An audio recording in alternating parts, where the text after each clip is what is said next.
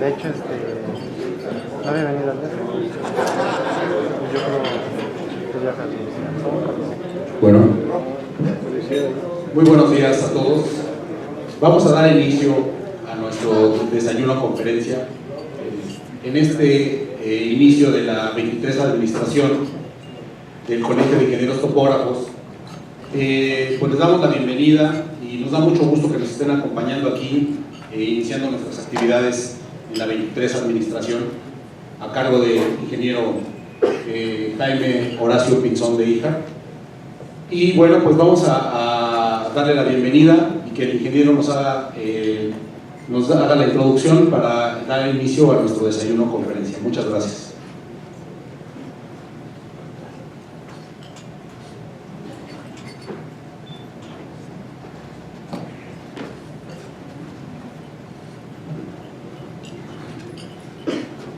Bien, buenos días a todos ustedes.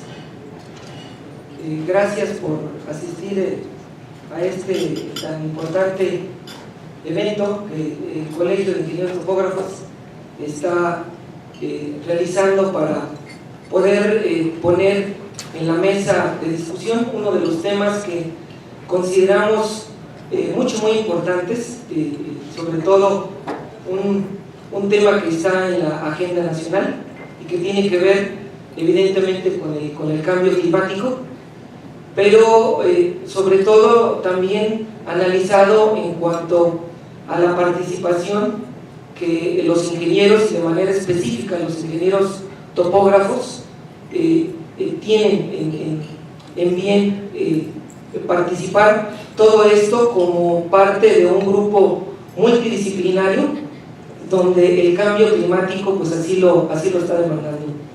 Este primer desayuno conferencia tiene como título la geografía del cambio climático, y una de las cuestiones que vamos a analizar en el mismo durante las próximas horas es cómo se está relacionando este evento que está sucediendo a nivel mundial y la relación que tiene con la geografía, con las ciencias geográficas, con las disciplinas cartográficas y de manera específica con la ingeniería topográfica, ¿sí? Vamos a tener oportunidad de poder determinar cuál sería la participación de nosotros como ingenieros topógrafos dentro de este proceso que está de alguna manera teniendo el mundo.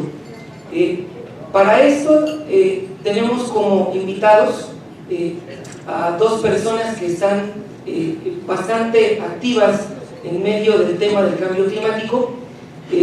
Ambos forman parte del programa de investigación y cambio climático de la UNAM, y tengo el honor de presentar primero las damas, a la maestra Daisy Jerez. Ella es investigadora del PIN de la UNAM, a lo cual pues, le agradecemos su participación.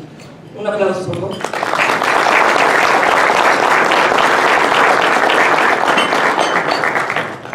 En ese mismo sentido, también tenemos la oportunidad de tener el día de hoy con nosotros al doctor José Clemente Rueda. Él es secretario técnico también del PIN de la UNAM, y también le agradecemos, doctor, su participación en esta mañana.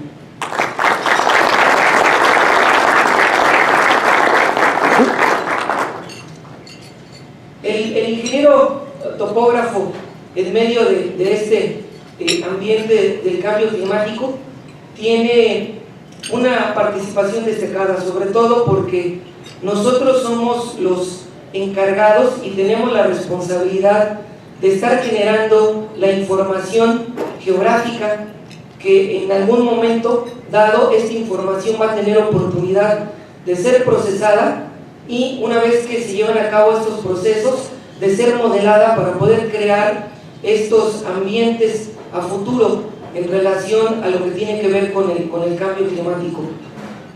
La precisión con la que vamos a estar generando esa información considero yo que es clave dentro de este proceso. Por lo tanto, creo bastante importante que nos estemos abocando dentro de estas tareas y tengamos los conocimientos necesarios para poder en un momento dado opinar y participar de manera activa dentro de estas actividades. Por lo tanto, creo que es muy importante, como les decía, llevar a cabo el planteamiento de estos temas y el objetivo principal que nos estamos planteando en este momento es que al final de esta sesión todos los que estamos aquí presentes tengamos los conocimientos básicos y un panorama general de lo que está ocurriendo en el mundo y de lo que en un momento dado puede ocurrir en nuestro país. Pues vamos a dar entonces inicio a este evento. Voy a invitar al doctor José Clemente Rueda, que tenga la oportunidad de darnos la primera charla, que tiene que ver ya con esto que les comentaba, la geografía del cambio climático. Doctor.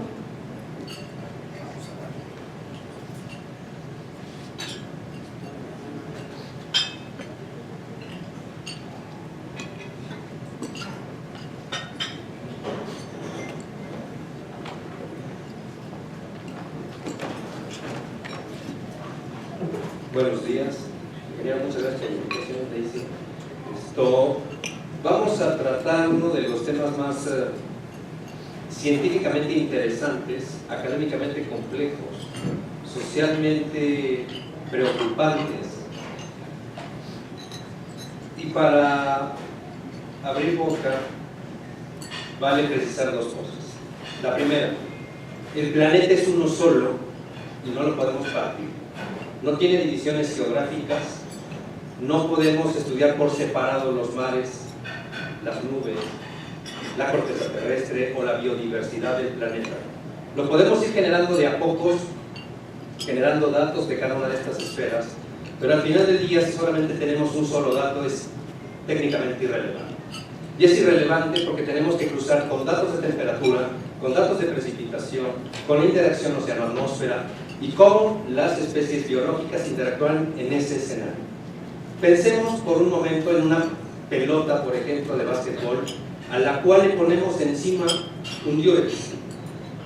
Ese diurex es el tamaño de la atmósfera, esta en la que estamos respirando nosotros, en la que vivimos.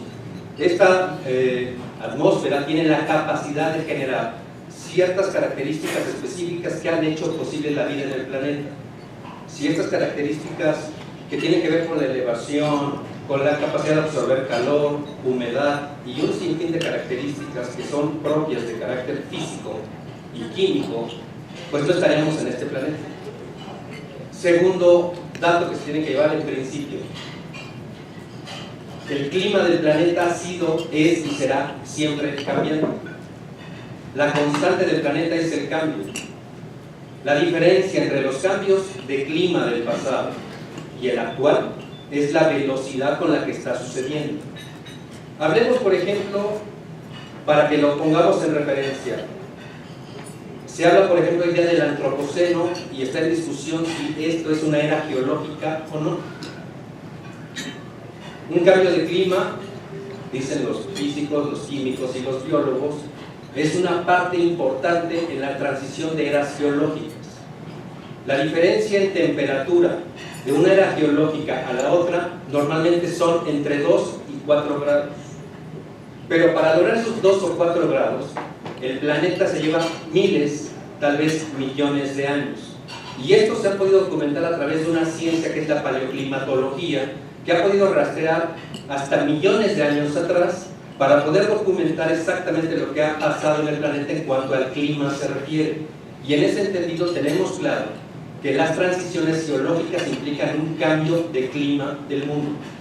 Ahora, si 2 o 4 grados se consiguen en miles o millones de años, resulta ser que este planeta en el que vivimos nosotros, desde 1850 y de ahí para acá, ha incrementado su temperatura en 0.86 de grado en menos de 250 años. Ese dato tiene que ser importante. Y tiene que ser importante no solamente porque venga un fulanito y se lo siga, sino porque está documentado. Y está documentado no solamente por el Reporte Mexicano de Cambio Climático, que ha sido un proyecto generado en el programa de investigación en cambio climático, donde han intervenido casi 300 académicos del país y más de 60 instituciones académicas, sino porque es la base del IPCC, que en el año del 2007 comprobó científicamente la existencia del problema. Ese 0.86 de grado, incluso dicen algunos que está subestimado, dicen algunos.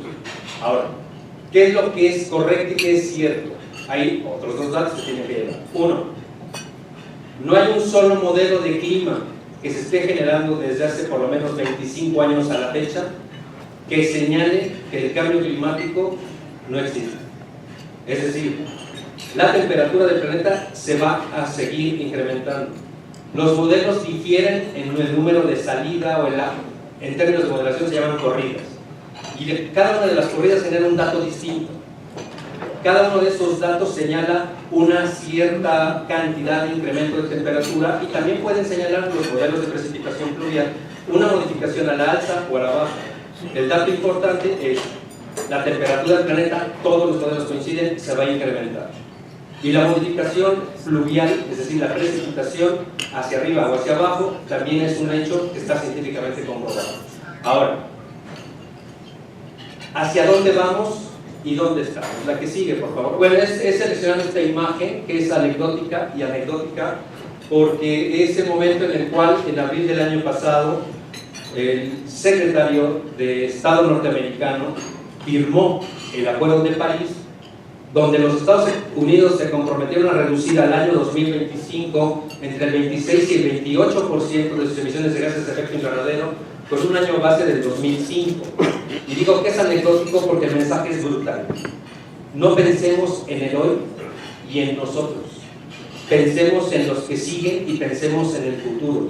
Es decir, yo tengo una sola hija que tiene 13 años y sé, por toda la información que conozco, que cuando ella sea mayor y sea madre, si es que quiere ser mamá, a los 35, 40 años tal vez, o sea abuela, el mundo que a mí me tocó vivir va a ser completamente distinto al que ella estará viviendo. ¿Y por qué? Con este de nuevo a la presentación es para señalar. No es necesario. La que sigue, por favor. Y entonces, los datos señalan que en efecto 0.86 de grado, de hecho ya hemos rebasado el grado centígrado de acuerdo a los últimos datos generados por la NOAA, que es el Departamento de Oceanografía y Atmósfera de los Estados Unidos. El dato también es coincidente con lo que presenta la Organización Meteorológica Mundial en su reporte del Estado Mundial del Clima del año 2015. Hemos rebasado el grado centígrado. Lo que documentó el IPCC en 2013-2014 del 0.86 de grado lo hemos rebasado. Ahora, ese 0.86 o el grado centígrado que hemos incrementado no es estable en todo el planeta, es decir, no es un dato único. Es una temperatura promedio de temperatura anual, por ejemplo. Y cuando hablamos de temperatura media significa que en algunos lugares es más allá del grado centígrado, como en otros lugares es menor. En las partes altas del planeta, en el polo norte, se han registrado temperaturas superiores a los 25 grados promedio de la zona. Es decir, si la temperatura promedio en Groenlandia sería de 10 grados bajo cero, bueno, tendríamos una temperatura media anual de 15 grados positivos. Hay ciertos lugares de Siberia y del Polo Norte que han tenido incrementos de temperatura de entre 25 y 30 grados de diferencia. Claro, de pronto se nota poquito porque estamos hablando de temperaturas de 50 grados bajo cero. 50 grados bajo cero, restemos de 30, bueno, siguen siendo 20 grados bajo cero. Pero 20 grados bajo cero implica que hay un proceso de descongelamiento y se está generando ríos internos por debajo del hielo de Groenlandia y del Polo Norte que finalmente van a contribuir a que la corriente interoceánica que va del sur hacia el norte con agua caliente y que finalmente regula la temperatura del planeta, que es uno de los elementos de la interacción oceano-atmósfera, se modifiquen. ¿Cuáles son los escenarios más terribles? El escenario terrible es ¿por qué? Y esto siempre lo pregunto, ¿por qué los escenarios de clima no llegan más allá de los 6.4 grados centígrados? ¿Porque uno no quiere? ¿Porque la computadora ya no da? ¿Porque el modelo es incorrecto? No, supone que si llegamos a los 6.4 grados centígrados de elevación, el 99% de la biodiversidad del planeta desapareció. Que la elevación media del nivel del mar ha incrementado entre 66 centímetros y 2 metros en una etapa estacionaria. Eso incrementémosle o pongámosle el proceso de inversión térmica, que es el proceso de calentamiento de los océanos, y eso significaría que la elevación media del mar podría subir entre 5 y 7 metros, por ejemplo. También implica que todos los bosques del planeta técnicamente han desaparecido, que tendremos procesos de desertificación casi globales. El desierto de Sonora estaría llegando, por ejemplo, desde el estado de Hidalgo, para empezar, y de Hidalgo hasta llegar a Arizona. Es decir, en lugar de que se vaya hacia el norte, estaría yendo hacia el sur. También sabemos en ese escenario que por lo menos 450 kilómetros de litorales en México quedarían bajo el mar, de todos los lados, de todas las costas. Tenemos 17 estados costeros. De los 32 estados que somos en este país, 17 tienen costas. ¿Cuántos millones de personas viven ahí? Bueno, el 38% de la población nacional vive en los estados costeros, sobre todo en estas zonas específicas. Entonces, el escenario, el malo, ese es el peor, no nos irá muy bien. Ahora, ¿cuál es el escenario intermedio? El escenario intermedio es que subamos 3 grados. Y en 3 grados estaremos perdiendo aproximadamente el 50% de la biodiversidad del planeta. En México estaríamos perdiendo, por ejemplo, para poder consumir tortillas, la producción de maíz se vería reducida a su territorio apto en por lo menos el 85%. Estoy viendo que estamos desayunando fruta. Bueno, mucha de la producción de frutas se da en las zonas costeras. Bueno, adiós frutas. Tendríamos que estar buscando de dónde. Evidentemente no habría tortillas. Y uno comienza a ver una serie de fenómenos sociales que se van a desencadenar. Y aquí me faltó decirles una primera cosa y les iba a decir. En un desayuno con ingenieros, el raro soy yo, porque yo no soy ingeniero. Primero. Segundo, tampoco soy físico. No soy químico, no soy biólogo, no soy matemático, no soy economista. Entonces, ¿qué eres? Soy licenciado en comunicación con una maestría en sociología política, un doctorado en ciencias sociales y tengo metido en cambio climático más de 10 años. Entonces, además de que estoy metido como divulgador de la ciencia y metido como comunicador del tema cambio climático, también hago investigación científica desde lo que yo sé, que es sociología, por ejemplo, que es un poquito de análisis financiero, que es sociología financiera aplicada al cambio climático, y un sinfín de variables que manejo en el espectro analítico de investigación, que es el que yo manejo. Ahora bien, ¿cuánto nos hemos calentado? Ya decía yo, 1 grado, pero ese grado lo estamos viviendo día a día. Veo muchos jóvenes, lo cual es una ventaja, porque aquí tienen un tema de investigación y un tema de aplicación en la vida cotidiana que les va a dejar dividendos. El hecho de que sea un científico social y que también sea crítico de la estructura de pensamiento en la cual estamos alojados, tampoco significa que no vea negocios o que no vea áreas en las cuales alguien que se dedica a unas cosas diferentes a las mías puede intervenir. Y entonces necesitamos, supongamos que planeamos para el escenario intermedio, y en el escenario intermedio en México estaríamos perdiendo 250 kilómetros de costas, empezando ¿por dónde? Por el Golfo de México, continuando después ¿por dónde? Por el Caribe. La península de Yucatán estaría desapareciendo por lo menos en un 35%. Cancún, si no lo conocen, visítenlo. En el mejor de los escenarios, en el mejor, Cancún va a desaparecer. Y eso significa que el planeta suba 2 grados. Ya llevamos 1. Pues nos queda 1 grado por subir. ¿De qué depende de que suba o de que no? Depende de que reduzcamos las emisiones de gases de efecto invernadero. Y las emisiones de gases de efecto invernadero están asociadas a muchas cosas que estamos haciendo no tan bien que digamos. Por ejemplo, ¿cuántas luces tenemos encendidas en esta habitación? Perdón, siempre que voy a algún lugar a dar una conferencia, lo primero que me salta es la luz y el tipo de iluminación. Bueno, a lo mejor como consejo aquí para el presidente del colegio sería para la siguiente hagámoslo en un espacio abierto donde manejemos poca energía, pero además no es un problema suyo, él busca que estemos todos cómodos, que podamos estrenar muy a gusto, pero tenemos ese riesgo, es decir, hasta en nuestra propia casa, todos y cada uno de nosotros tenemos esos riesgos que generan emisiones. Visto al revés, no hay una sola actividad humana que no genere emisiones de gases de efecto invernadero, ya sea directas o indirectas, ya sea que las produzcamos nosotros como arrancadores de la línea de emisión o como consumidores finales. Entonces ahí estamos atorados en un problema gravísimo. Cambio climático, esta es una definición no académica, tendría que ser una visión educada del proceso de desarrollo y de sus implicaciones de futuro. Cambio climático es eso, es una visión educada de cómo una comunidad académica ve el futuro del planeta de aquí al 2100. Ya también hay escenarios que hablan del 2300, del 2500, y en ninguno nos va bien. En el escenario intermedio, me regreso un poquito, estaremos perdiendo capacidad de producir maíz, capacidad de producir alimentos en general, la seguridad alimentaria estaría en riesgo, tendríamos por lo menos 200 kilómetros de costas menos en el caso mexicano.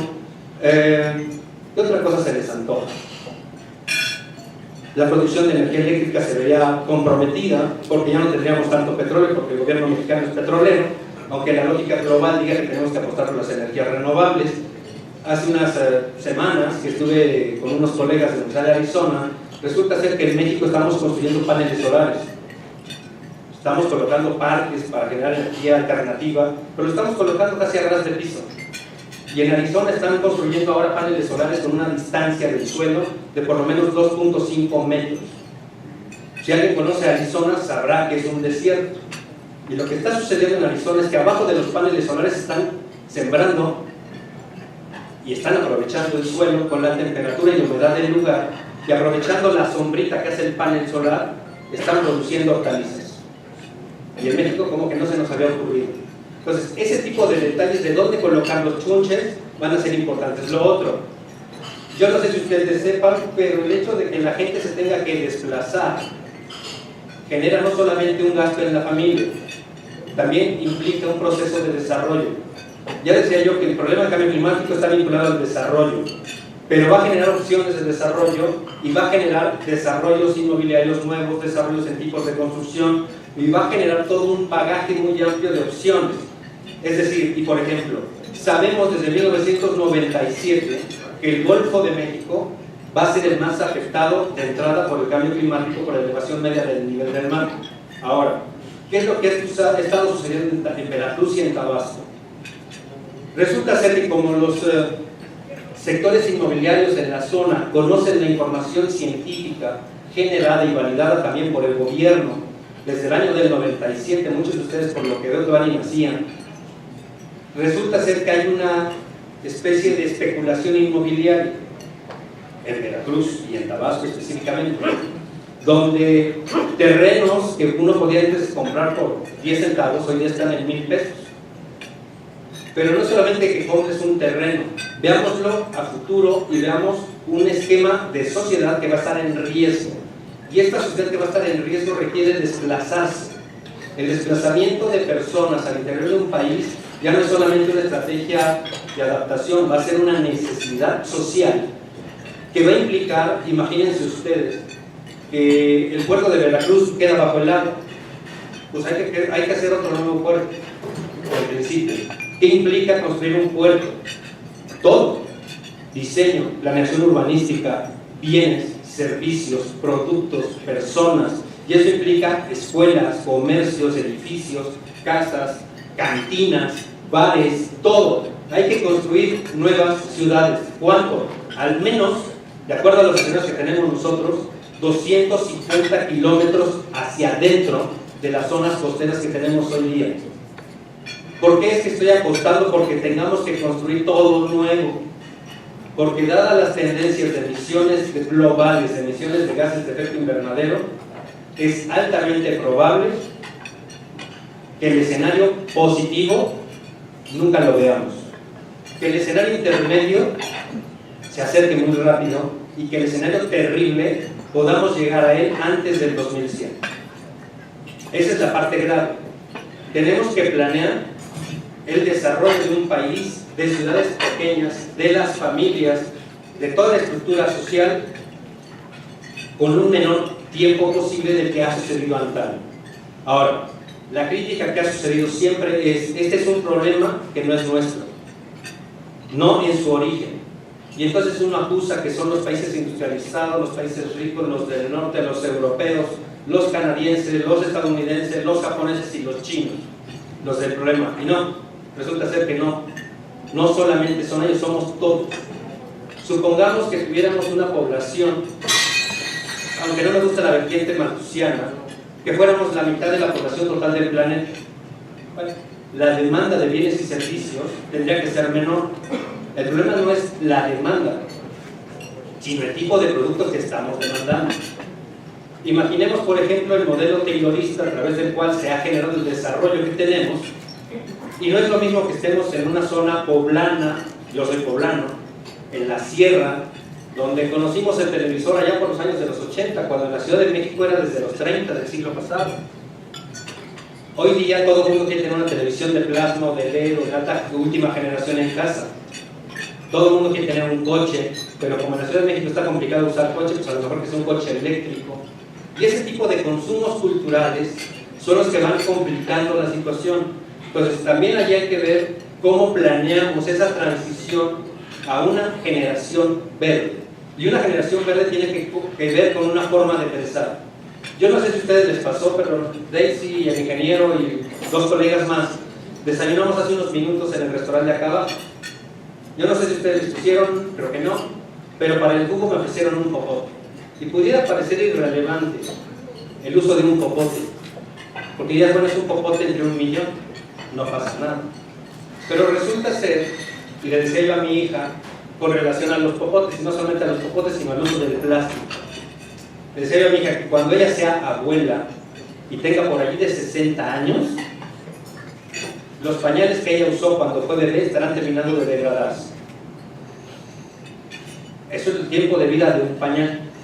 60 años, los de última generación. Cuando no son ecológicos, pues resulta ser que uno se muere y el pañal se quedó. Literal. Un popote, ¿cuánto tiempo lo voy a usar? 1 minuto. ¿Cuánto tiempo va a quedar en el planeta? 500 años más. Entonces, a lo mejor es un ejemplo muy pequeñito, pero que uno lo tiene que hacer en la vida cotidiana. Yo tengo muchos años viviendo en la Ciudad de México y he estado en Hermosillo y he estado en León, Guanajuato y en muchas otras zonas del país viviendo. Y nunca he utilizado un automóvil. Eso es así como para ponerse de ejemplo. No, me estresa manejar. Ya vivo estresado como para ponerle otro granito más de estrés. Entonces, ¿qué es lo que tendría que hacer la ciudad? No solamente esta, sino viendo hacia futuro y pensando que hay que construir por lo menos 17 zonas costeras para empezar. Sistemas de transporte que sean eficientes, que sean bien articulados. Es decir, si tenemos la oportunidad de volver a construir la mitad del país, hay que hacerlo bien. Hay que crear todo un sistema de planeación, no solamente de bienes y servicios, sino de zonas de confort para las personas. La que sigue, por favor. Y entonces resulta ser que esta asociación entre cambio climático y generación de gases de efecto invernadero, hubo una discusión porque era algo así como el umbral. Si rebasábamos las 400 partes por millón, era casi así como que, ay mamá, viene el coco, como cuando le decíamos a los chavitos, vete a dormir o va a llegar el coco y te va a asustar. Bueno, el coco ya nos llegó. Cuando la literatura del IPCC comenzó a producirse allá en el lejano año de 1991, se puso como barrera las 400 partes por millón. En el tercer reporte de evaluación del IPCC se dijo que de rebasar las 400 partes por millón, el planeta estaba llegando a una zona de cambio climático irreversible y con características de abrupto. Se generó un escenario de emisiones. En ese tercer reporte de evaluación del IPCC, si no me creen, consúltenlo, está disponible en internet, está en español también. Y el escenario decía, estábamos hablando del año 2001, si las emisiones continúan con la misma tendencia, el escenario señala que entre el 2010 y el 2017 estaremos rebasando las 400 partes por millón de CO2 equivalente en la atmósfera. Este dato es del 2015.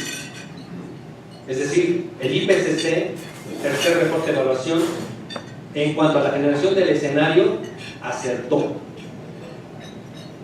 Lo otro que ha dicho recientemente es, se nos está escapando de las manos.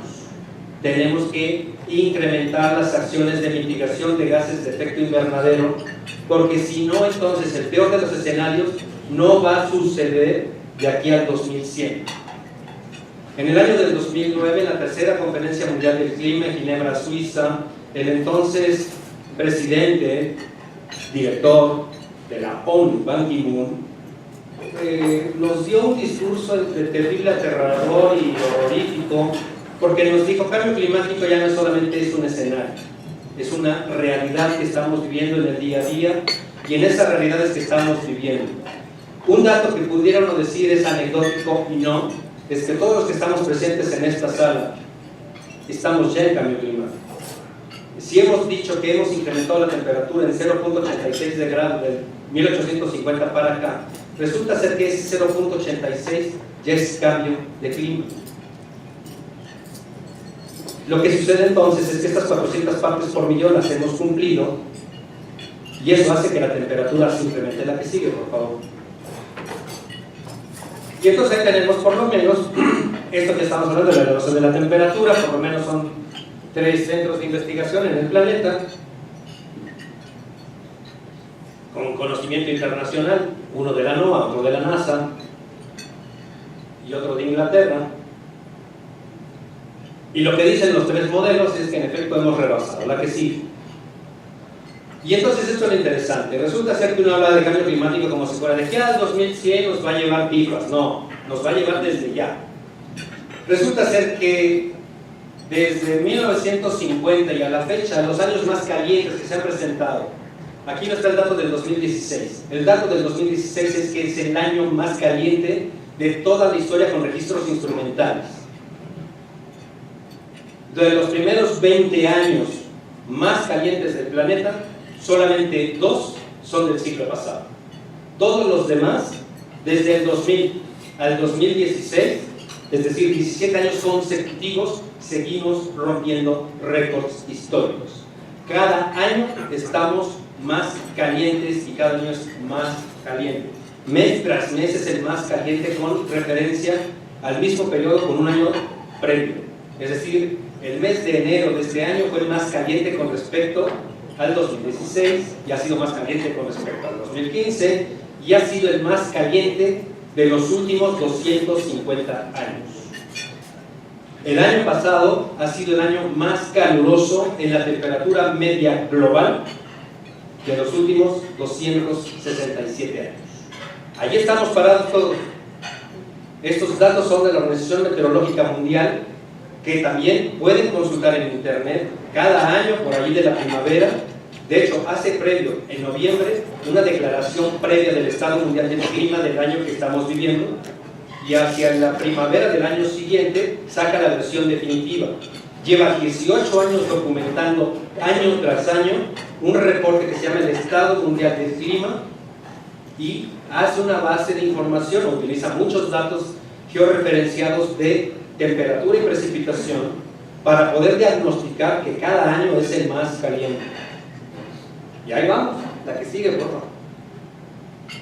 Entonces, resulta ser que algunos colegas diplomáticos siguen pensando que aún todo esto es posible, y de pronto hay que llenárselas de buenas intenciones y decir, bueno, sí, todavía no estamos tan mal.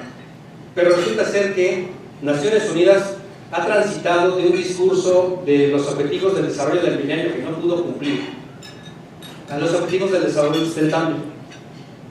Y esto fue puesto en septiembre del 2015, y ese año fue significativamente importante en el ámbito de las negociaciones internacionales del clima, pero y además en la construcción de un nuevo régimen climático internacional en general, porque vinculó el tema de financiamiento, es decir, opciones de negocios, procesos de desarrollo económico, social, político, cultural, que están aquí incluidos en los objetivos del desarrollo sostenible, y después vinculó finalmente al cabo del año del 2015 con la firma del Acuerdo de París.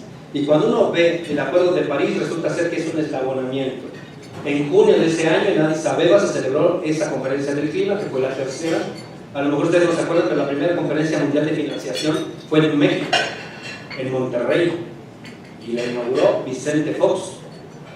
Bueno, esta última conferencia mundial de financiación dice, palabras más, palabras menos, que el cambio climático no tiene que ser un motor que frene el crecimiento y el desarrollo social del mundo, que hay que encontrar las maneras de hacer y encontrar opciones de negocios en un clima cambiante. Y finalmente llama, que esto es importante, a los empresarios del mundo a invertir, que no sean solamente los estados y las personas de aquí las que estén preocupadas por el problema. Los objetivos del desarrollo sostenible son un poquito más mesurados, no mandatan llamar a nadie, más bien dice todo el mundo lo tiene que hacer.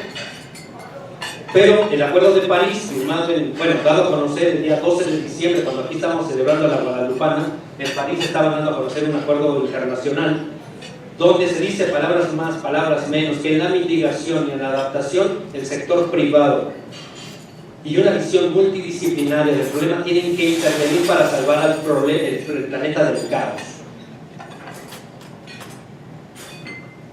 En el ámbito académico, la discusión, yo no sé si ustedes sepan, pero en el Acuerdo de París, que se firma el año pasado, que esa era la foto de arranque de la presentación, en Nueva York, se habla de 2 grados centígrados como máximo, y de ahí buscar que sea menos la temperatura en cuanto a su incremento. Todo hace suponer, de acuerdo a la investigación y a los datos científicos que se manejan, es que esos 2 grados centígrados se nos van a escapar de la mano antes del 2035. Y yo no sé ustedes, pero si todo va bien, yo en el 2035 pienso estar bien. Sí, voy a luchar con todo para estar en el 2035. Lo cual supone entonces que los 4 grados no vamos a llegar a ellos en el 2080 como se suponía, sino que va a ser antes. Si la tendencia en las emisiones de gases de efecto invernadero continúa de forma acelerada, como lo hemos estado observando, es altamente probable que los 5 grados de temperatura, perdón, decía yo 4, ¿no? 5, estén en este planeta antes del 2050. Y a lo mejor en el 2050 yo ya no llego. En el programa de investigación en cambio climático de la UNAM sabemos, por ejemplo, pueden consultarlo en internet porque es una información abierta y disponible de manera pública y gratuita. La actualización del Programa Estatal de Acción Climática del Estado de México, que fue elaborada por el Programa de Investigación en Cambio Climático de la UNAM, señala, por ejemplo, que antes del 2035 la Ciudad de México y el Estado de México en general habrá incrementado su temperatura a por lo menos 3 grados más con respecto al año de referencia 2000. ¿Cuál es la importancia de esos 3 grados? Señoras y señores, tan simple y sencillo. Si he dicho que nos preocupan las zonas costeras, es cierto y no. También nos preocupa el centro del país, nos preocupa el Estado de México, nos preocupa la Ciudad de México, como nos preocupa Puebla, Hidalgo, Guanajuato y cualquier otro estado del interior de México. ¿Por qué? Porque este es un mensaje clave. A partir del 5º reporte de evaluación y su publicación del 2º volumen del grupo de trabajo 2, porque fue publicado en 2 volúmenes el grupo de trabajo 2, cambió un paradigma que era viejísimo. Desde 1991 se decía que solamente los países del sur, los países más pobres, subdesarrollados, con una riqueza biológica impresionante, iban a padecer los efectos negativos del cambio climático. Y eso se decía desde el 91 y estuvo como paradigma hasta el año del 2013. Y en el 2013, por primera ocasión, el IPCC dice, señoras y señores, los países ricos también nos va a llevar el carajo. Los Estados Unidos, por ejemplo, comenzaron un amplio programa nacional de adaptación donde incorporan e intervienen más de 30 agencias de gobierno de los Estados Unidos para encontrar alternativas que frenen la vulnerabilidad social de esa nación a los impactos negativos del cambio climático, y eso nomás es como ejemplo. Y es como ejemplo porque lo que dice el IPCC es: no hay un solo país del planeta, no hay una sola localidad en el mundo que vaya a quedar indemne de los impactos del cambio climático. Y eso significa entonces que los estados costeros, los países, las zonas del interior, las zonas desérticas, las zonas selváticas, las zonas boscosas, todas, en mayor o en menor medida, van a tener un impacto negativo del clima. Entonces, lo que estamos viendo es cómo hacemos, por ejemplo, que los gobiernos locales, los gobiernos de los estados, vean no solamente un problema científico, sino que encuentren que hay opciones de desarrollo que incorporen nuevas estrategias de implementación de acciones. Es decir, supongamos que tenemos un área natural protegida, bueno, pues eso hay que encontrar una opción de negocios para que un empresario le meta lana también. Tenemos que comenzar a construir, por ejemplo, una presa. Nos decían en Guadalajara, oye, danos los escenarios de clima para poder construir una presa. Y dijimos, ¿en qué año y con qué escenario? O sea, donde el Estado haga cosas, el Estado de Jalisco haga cosas, o donde todo el mundo haga cosas. Porque además hay que pensar en el tipo de material que va a ser resistente a una temperatura de 4 grados, de 5 grados o de 6. Y entiendo entonces también a los ingenieros y entiendo también a los políticos, a los tomadores de decisión, cuando te dicen, oye, entonces, ¿en qué escenario planeamos el desarrollo? ¿En 2? ¿En 4? ¿En 6 grados? Y nosotros recomendamos planear para lo peor. Es decir, veamos el de 6 grados y si nos queda 4, ya lo hicimos. Pero ahí el problema es el tipo de material que tendríamos que estar recomendando que se utilice. Porque no tiene las mismas características un material que puede aguantarte a 2 grados de temperatura que uno para 6. Pensemos en una casa habitación donde le vamos a poner lámina. Imaginemos la Ciudad de México y su metro con 6 grados más de temperatura. El día de ayer la doctora Elda Luyano daba una conferencia en el Centro de Ciencias de la Atmósfera y hablaba de islas de calor urbanas en la zona centro. Y yo siempre he discutido en el concepto de islas de calor que depende del contexto. Es decir, en la Ciudad de México tenemos una temperatura, o teníamos una temperatura media anual de 18 grados. Y eso fue hasta el año 2000. Hoy ya estamos hablando de una temperatura media promedio muy raro, entre 21 y 22.5 grados. Es decir, la temperatura de la Ciudad de México en el suelo, en la superficie, se ha incrementado por menos 3 grados comprobado. Ahora, ¿qué sucede en el metro? Mejor ni les digo. Pero pensemos en una Ciudad de México con 5 grados más. A mí me fastidia ir por el metro y que de pronto vea este aspersor que avienta agua.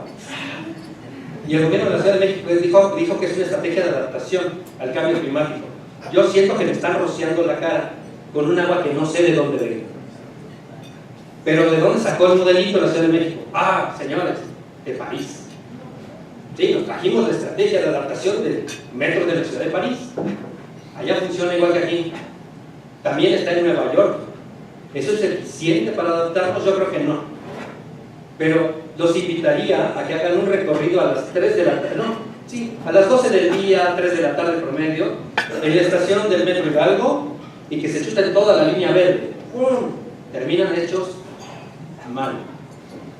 La Ciudad de México no está planeando un metro en condiciones de cambio climático. Cuando en la Ciudad de México la temperatura superficial está en 30 grados, abajo, en el metro, está a 38. Ahora, tampoco es para espantarse. León, Guanajuato, que es una ciudad que conozco bien, es una ciudad que ha subido su temperatura en por lo menos 8 grados centígrados desde 1950 a la fecha. Es una ciudad donde se han talado 55,000 árboles en 20 años. Tiene un problema de agua. No tiene reservas hídricas y las tiene que traer de Jalisco, de Michoacán y de otras zonas cercanas. Bien, estamos como en la Ciudad de México, tenemos que traer el agua de otro lado. En León, Guanajuato, además que está en un proceso de desertificación, el escenario supone o sugiere que esta ciudad en lo específico puede llegar a subir 10 grados más la temperatura en los próximos 35 años. Hablar de una isla de calor allá, como decía ayer el Daluyano, que dice, bueno, la Ciudad de México los 30 grados es todo lo que se encuentra, sí, pero vámonos a León y 30 grados es diario. Allá una isla de calor tiene que ser de 40 a 45. Viví 2 años y medio en Hermosillo, Sonora, y está por arrancar en estos días el tiempo de la canícula, y eso es maravilloso. Y es maravilloso porque el tiempo, la temperatura media a la sombra, a partir de mayo 20, 25 y hasta julio, es de 50 grados a la sombra. Hablar de isla de calor en Hermosillo, Sonora, es una irrelevancia terrible. Ahí es que tendríamos que hablar, pues, de pensar en qué momento desalojan la ciudad, porque a lo mejor ustedes no lo perciben, pero aquí adentro tenemos un clima artificial. Está funcionando el aire acondicionado desde que llegamos. No es solamente el consumo energético, es que cuando salga uno afuera no tendremos un choque térmico, tal vez sí, pero vayan a Hermosillo y van a entender de qué les hablo. Temperaturas de 50 grados a la sombra, sin clima artificial, y cuando uno entra al restaurante, al súper, al cine, a 18 grados. Maravilloso, te enfermas, terrible. No hay una sola casa que pueda ser vivible y soportable en Hermosillo, Sonora, sin clima artificial, porque es un horno, es un desierto. De hecho, es el desierto de Sonora. Pero la gente no lo entiende. Y hay 1.800.000 personas viviendo en Hermosillo, Sonora, todos los días. Un poquito hacia el sur, en Sonora, hay bosque y hay agua. Se produce jitomate. Estos jitomates bola maravillosos que hasta parecen melones y que exportamos a los Estados Unidos. Esa carne que compran en el aeropuerto internacional de Hermosillo, Sonora, que es para producto de exportación internacional, sobre todo a los Estados Unidos, a Francia y Alemania, se produce en el sur de Sonora. El pollo que comemos casi cotidianamente, el 65% está dominado por una industria que se llama Bachoco, que es de un exgobernador priista, Eduardo Bush, y que tiene sus granjas principales en el sur de Sonora. Es decir, Sonora no solamente es desierto, pero el agua que hay no es para todos. Hay que tener cierto poder, cierto prestigio y una industria que produzca dinero. Y también hay que hacer cosas. Ejemplo, construimos una planta desalinizadora de agua en la bahía de San Carlos, y dije construimos porque yo era parte de esa cosa, por estar viviendo muchos años allá, pero resulta ser que el gobierno municipal cambió de dueño y pasó del PT al PAN, caramba. Y al siguiente periodo pasó del PAN al PRI. Y al siguiente, como todos eran muy malos, pasó al PRD. El caso es que cada uno de estos 4 gobiernos hizo cada uno su planta desalinizadora de agua para poder nutrir de agua a Hermosillo, Sonora. ¿Y por qué no funcionó ninguna de las 4? ¿O por qué se hicieron 4? Porque el que llegó después del primer presidente municipal hizo su propia planta, porque la que hizo el baboso previo pues no le funcionó porque no era su proyecto. Y así hicieron 4, a la fecha ninguna funciona. ¿Por qué? Porque llegó alguien que era más jefe y dijo, no, ¿saben qué? Ninguna de las 4, y se robó un exgobernador que está en prisión, por cierto. Entonces, hay que también tener en cuenta ese factor. A nosotros nos pasó, como programa de investigación en cambio climático, hace unas horas, de hecho el gobierno de la Ciudad de México anunció en el Bordo Poniente la creación de un gran proyecto con 15 millones de pesos para generar biogás a través del procesamiento de residuos. Maravilloso.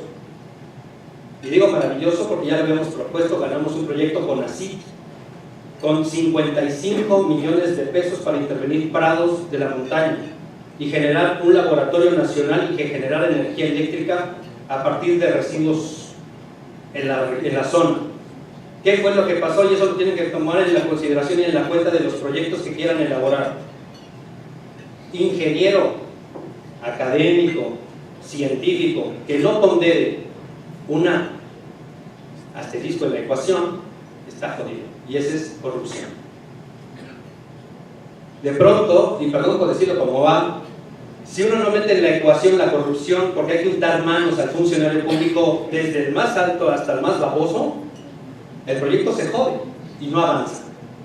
Espero que los ingenieros topógrafos tengan mejores opciones que los científicos, pero yo no encuentro otra más que poner en la ecuación del proyecto cuánto hay que embarrar de manos a no sé cuánto. ¿Por qué? Porque Prados de la Montaña, la Ciudad de México literalmente dijo, de tus 55 millones de pesos, dame el 35% para esto, 80% para el otro, y nos quedamos con 3 millones de pesos nosotros. El problema es que ni siquiera era dinero, nuestro era de CONACYT. Entonces, como nosotros nos negamos a entrar en esa fase de corrupción, pues nos quitaron el proyecto, nunca pudimos entrar siquiera al territorio. Y tuvimos que regresar el dinero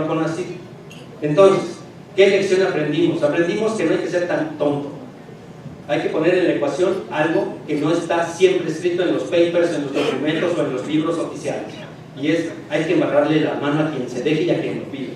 Entonces, yo quisiera suponer, aunque los datos me señalan que tenemos como 10 exgobernadores que van a tener una próxima reunión en un reclusorio. Sí, la siguiente conferencia nacional de gobernadores parece ser que va a ser ahí. ¿Por qué? Porque todos son corruptos, todos se roban la lana. Y entonces, en un contexto como este, cambio climático, donde tiene que fluir el dinero, donde tenemos que invitar al sector empresarial, donde tiene que entrar la academia y tienen que entrar los planeadores del desarrollo, pues tenemos un problemón. Y tenemos un problemón porque hay que encontrarle opciones a todos los problemas del problema que tenemos. En todas las aristas hay que analizarlas y la corrupción es uno de ellos. Entonces, hay que encontrar la manera o de darle la vuelta o de entrarle al juego sin que uno se sienta mal, que esa es la más terrible, ¿no? Entonces, la que sigue, por favor. Sé que tengo la que sigue, por favor. Tengo 45 minutos y esto es lo que les decía yo que pasó en París. Al lado derecho, en la de abajo, tenemos al presidente Peña Nieto, que no supo ni qué firmó.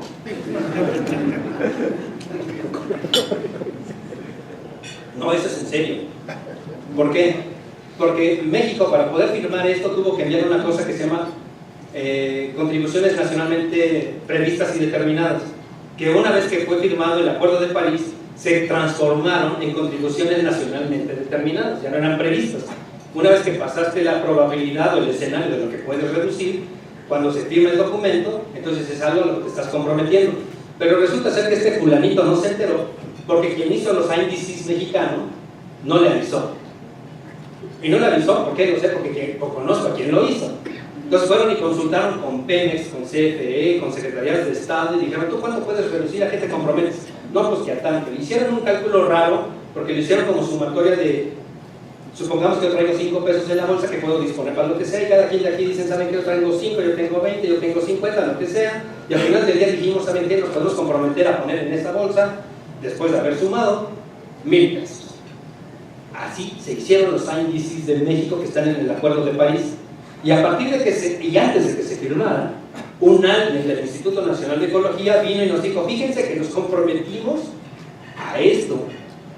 ¿Ustedes saben cómo le podemos hacer para implementar? Bueno, siguen pensando cómo.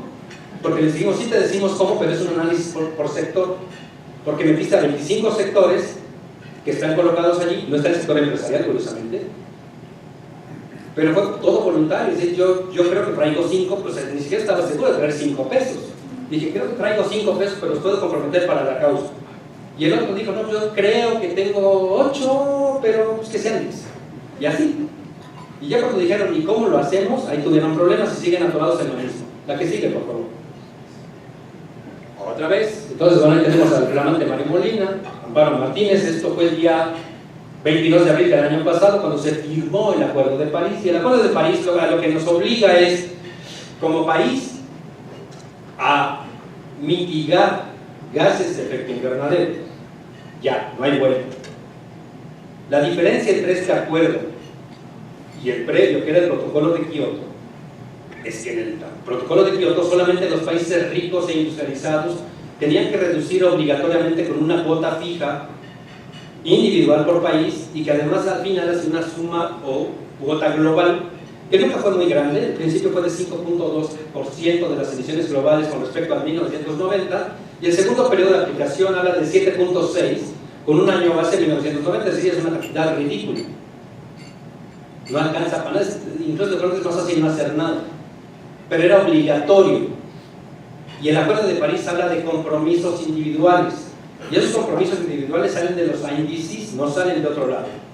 Entonces México, al haberlo firmado, se compromete institucionalmente como nación a implementar acciones de mitigación. Lo que no sabía el gobierno mexicano, por ahí al ingeniero le he regalado un libro que se llama 21 misiones de la COP21.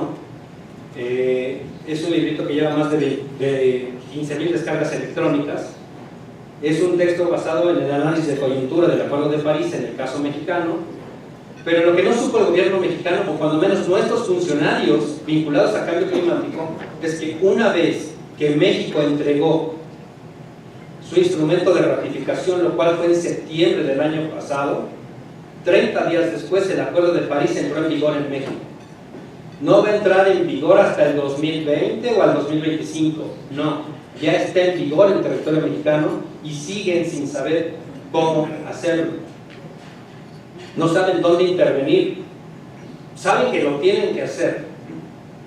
Y a partir de ese momento, cuando curiosamente llegó el libro a sus manos, yo no sé por qué, dicen, focos rojos, hay que comenzar a hacer cosas. Y han comenzado a hacer una serie de foros con expertos para poder identificar cómo lo van a implementar, pero eso se dieron cuenta al final.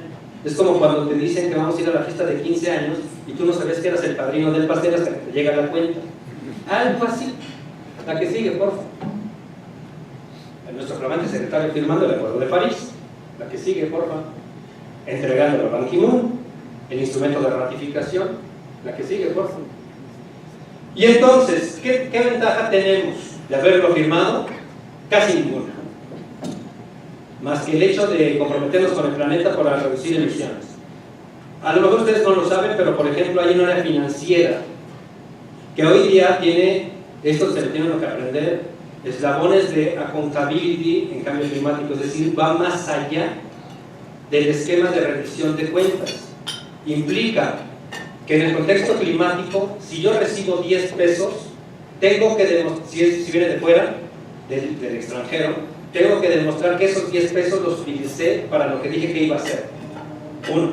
2. Tengo que demostrar que la cuantificación de gases de efecto invernadero coincide con lo que dije que iba a suceder. Y tercero, por si no fuera suficiente, es que esto puede ser auditable por un ente externo al gobierno nacional. Por eso es que México está atorado.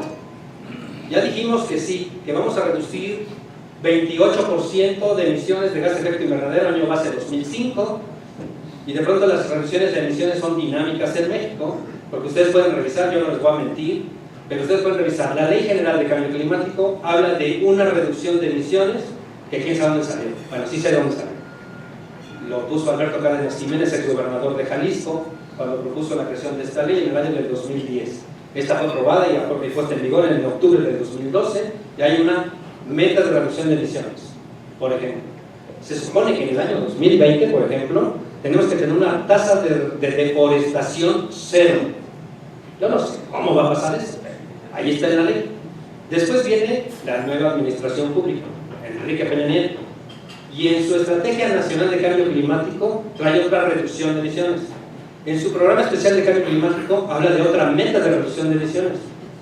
En los INDCs entregados a París habla de otra cuota de reducción de emisiones. Es decir, tenemos en este gobierno 4 cuotas de reducción de emisiones que están vigentes. ¿Cuál es la buena? Ni ellos lo saben.